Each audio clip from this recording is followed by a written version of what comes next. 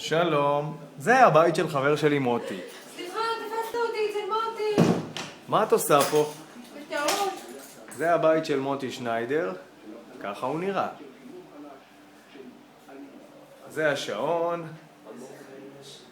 הטלוויזיה, זה המקרר, ניקוי ספות, דותן. פה ידידה שלו, אנדריה. מה, את ידידה של מוטי? כן. מה אתם עושים פה? חיים. חיים, אה? אלה ההורים שלו, זיכרונם לברכה.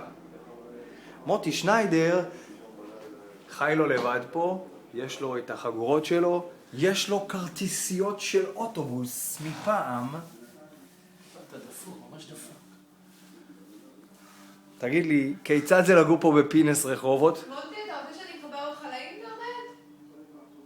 אין לי אינטרנט. אין לו אינטרנט, אנחנו נחבר אותו אלינו. פועדוב.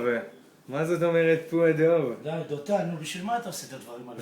והשעון הזה, זה השעון מאסקימו לימון, לא? כן. זה קטע.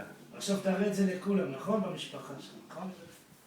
זה מוטי שהיה צעיר, אין מה לעשות. זה השירוקלחת שלו, אין מה לעשות. השירוקלחת, זה הבן פחתי. יש פה או-אה.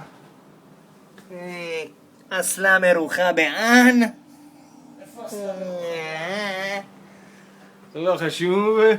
אסלה מרוחה מה בעם? זה? זה חמוד, מה זה? זה שלך? כן. איזה יופי. זה הכי חשוב. אסלה מרוחה בעם? מה יש כאן? מה יש פה? עזוב, עזוב, דותן. הבן בשביל אדם מה? חמוש ומסוכן. למה אתה סתם? אני לא אוהב את הדברים האלה, דותן, חלאס.